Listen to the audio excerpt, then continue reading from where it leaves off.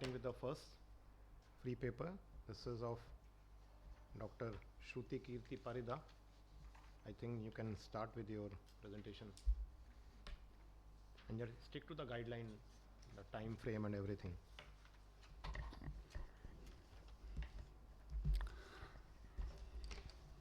A very good afternoon to one and all. My study is titled Etiology, Management and Visual Prognosis in Patients with Orbital Apex Syndrome. I have no financial interest to disclose. As we all know, orbital apex syndrome is characterized by vision loss, ophthalmoplegia, periorbital pain, ptosis, proptosis, with or without diplopia. Also, the patient can have a diminished corneal sensation with or without hyperesthesia of the forehead and the face. The etiologies are varied, and it occurs due to the involvement of the anatomical structures at the apex of the orbit because of compression, vasculitis, or direct invasion. High-resolution contrast-enhanced MRI brain and orbit, mainly the fat-sat scans, help in the most accurate characterization of the pathological processes involving the orbital apex. The aim of the study was to determine the etiology, management, and visual prognosis in patients with orbital apex syndrome and to find out the predictors of final visual outcomes. This was basically a prospective interventional study.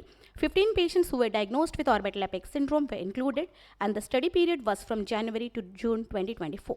A detailed ocular and systemic evaluation was done, and patients were managed as per the underlying etiology. A minimum of 3 months of follow-up was done. A detailed statistical analysis was done, and a p-value less than 0.05 was considered significant. Now coming to the results. The mean age of the study participants was 34.67 plus minus 0.38 years, and there was a male preponderance with a male-female ratio of 1.5:1.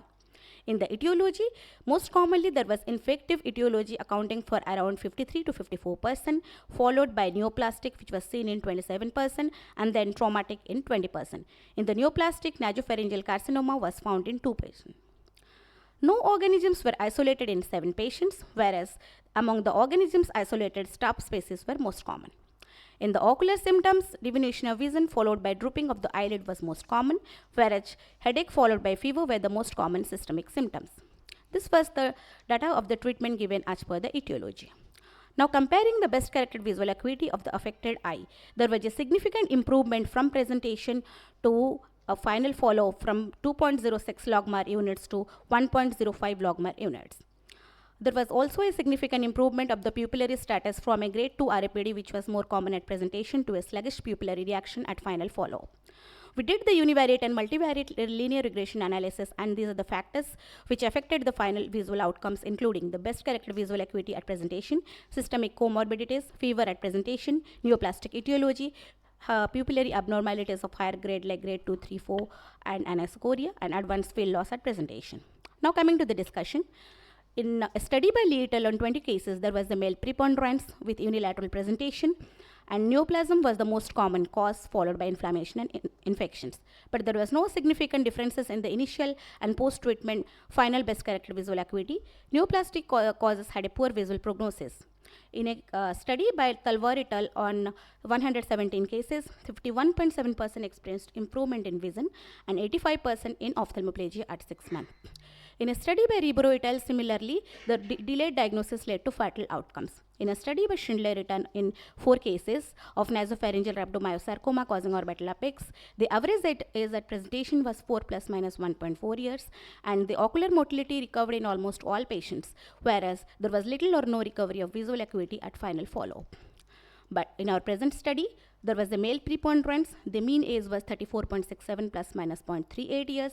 Most common etiology was infective, followed by neoplastic, and the most common agent isolated was staph aureus. The most common ocular symptoms were diminished vision with drooping of the eyelid, and headache and fever were the most common systemic symptoms. As there was the infective etiology followed by traumatic, most commonly seen in our study, there was a significant improvement in the final follow-up with a p-value of VCBA of 0.0001. Orbital apex syndrome has a paucity of literature. Mostly there are small-scale studies because of the rarity of this disease and heterogeneity of the underlying etiologies. Most patients experience poor visual prognosis despite aggressive multidisciplinary management. And the patients with neoplastic etiologies have a unfavorable outcome as compared to those with a non-neoplastic etiology. because mostly they are diagnosed at a later stage. So to conclude, a careful clinical workup, relevant laboratory investigation, spatial diagnostic modalities, along with the neuroimaging are the crux to establish the correct diagnosis and start adequate treatment. Delayed diagnosis and treatment, presence of neoplastic etiology, presence of systemic comorbidities, and severe visual impairment at presentation are the predictors of poor visual prognosis. There is a need for large-scale studies with more sample size to widen the knowledge about this entity. Thank you. You have mentioned about the isolates of that organisms. How you got the sample? So we got the samples like the patients in the infective patients who are having the infective patients like in sinusitis or we did like it was a multi-speciality hospital. So we sent the patient to ENT department and then they did the endoscopy and they got the samples. So in every case they did the endoscopy? In possible cases we did the endoscopy. So you said your type of study is prospective interventional. What intervention did you do?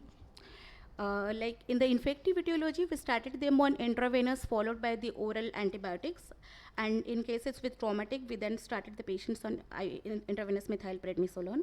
And in neoplastic etiology, the patients were sent to the concerned like ENT surgeon or the neurosurgeon for the management like radiotherapy or the surgical debulking was done. But according to your conclusion, the study seems to be more of a observation, like you're observing which one is having a risk factor of developing this kind of vision at the end, no?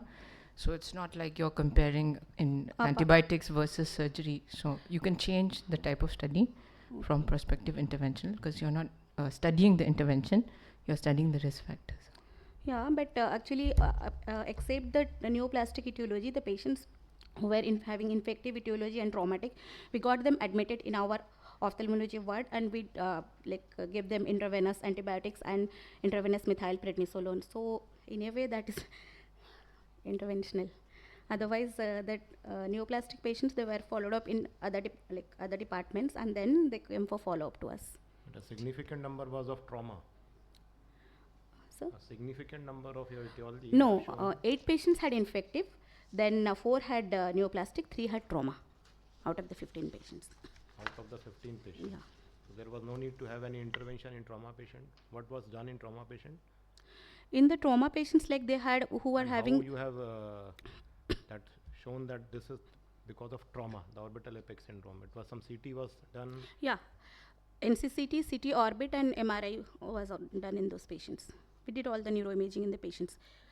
Along with the neurosurgery department, because it was a multi-speciality hospital, so along with them, combinedly, we did all these new investigations, and then the patients who were needing that maxillofacial surgery, they underwent maxillofacial surgery, and who were having like traumatic brain injury, they were managed as per the case, and then we started, after taking the neurosurgeon opinion, then we started them on intravenous methylprednisolone for the trauma cases, followed by tapering oral doses. When you negate everything, then you start IV methylprednisolone? Yeah. After ruling out all the etiologies, then we started on IVMP. Okay, thank you. Thank Next one is?